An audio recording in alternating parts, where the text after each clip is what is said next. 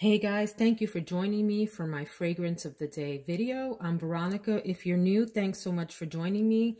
Please consider subscribing if you like this content. If you're returning, how you doing? Good to see you again. It's Sunday here at my house. I think it's going to get a little bit warmer today than it has been over the past few days. And I wanted to reach for something beachy again. I had Holidays from Mancera in my lineup of fragrances last week, which was my beachy fragrance last week. I'm just going to go ahead and kick it off with like vacation mode fragrance today. And it is one that is sort of newer to the world of perfumery. I believe this is pronounced, or at least I am going to pronounce it, Borea. It could be Borea or Borea or something else, but we're going to go with Borea from the house of Tiziana Terenzi, which has impressed me quite a bit. I have maybe, do I have 3 or 4 bottles and another one on the way from this house? And there's a bunch of different lines from the Tiziana Terenzi house, including this rather exclusive, super expensive line of fragrances that have themes from the ocean and the sea. And there's an octopus, I believe it's what it is, that is over the top of the bottles. And I love the look. The prices are outrageous, so I may need to go ahead and save up for one of those or figure something out. This is, I think, one of the lesser expensive lines. This came out in 2019, this one. It is an eau de parfum, and I love their bottles. Let me show you what I mean. If you're not familiar with this house, here's a white one called Draco, and they're just these luxe bottles. This is probably the least luxe of the line, I believe, or the lineup of lines that Terenzi has. But I really enjoy the bottle designs. Anyway, how did I get off on that tangent? This is a beachy fragrance to me. It has at the top some of my all-time favorite notes in one. It has coconut, which I am a fiend for some coconut. It has pear, love a juicy pear. It has almond, and of course I'm forgetting the 4th note at the top there, but those are, oh, plum. Plum's the other note, which I do like. It depends on how the plum is done. Sometimes it can be a little overboard, but it's a nice combination at the opening there.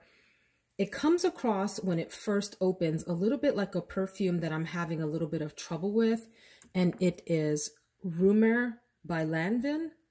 I tried this one out a few weeks ago and was having a lot of trouble with what it reminded me of. It kind of threw me back to something in the past that I also had trouble with and ended up giving away. Like I wore that other fragrance a lot and just figured out that I wanted to give away the bottle, and it was Pure Turquoise by Ralph Lauren. There's a magnolia note in here. It's a prominent magnolia fragrance, and that can be a really challenging floral for me that can smell a little cold and metallic to my nose.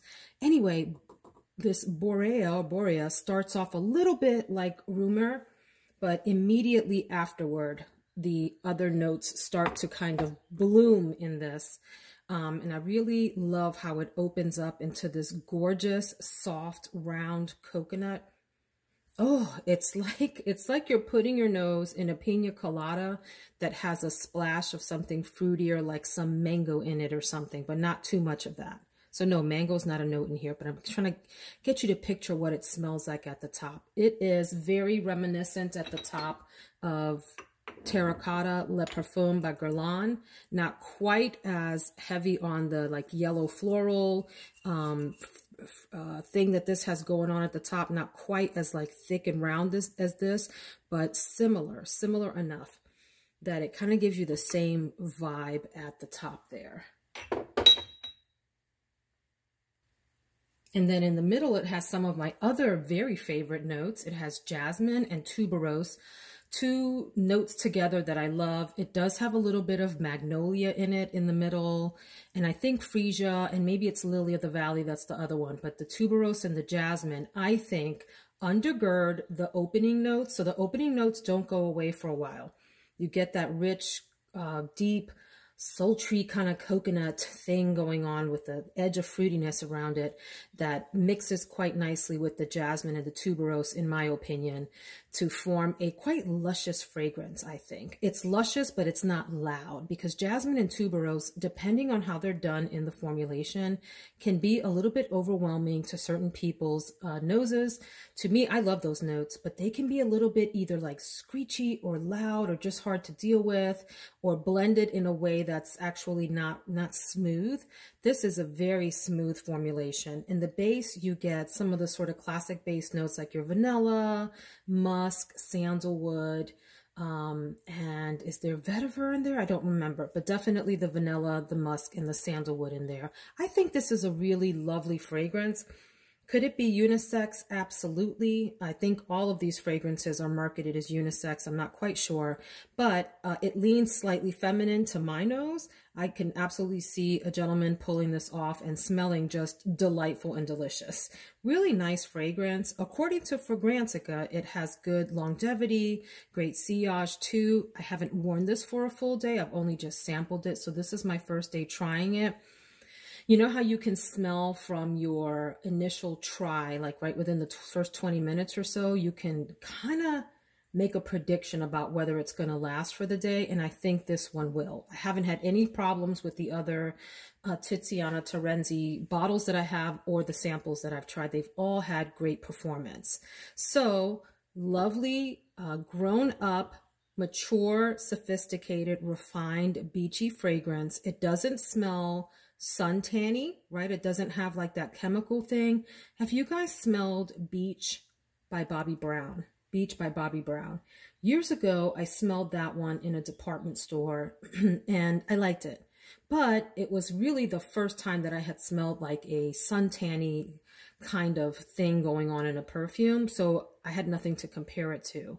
And I fell in love with it and I ordered it and I wore it a lot, and then realized as I started to purchase more fragrances that Bobbi Brown one was too sharp and chemically for me to really enjoy as I started to compare it to others.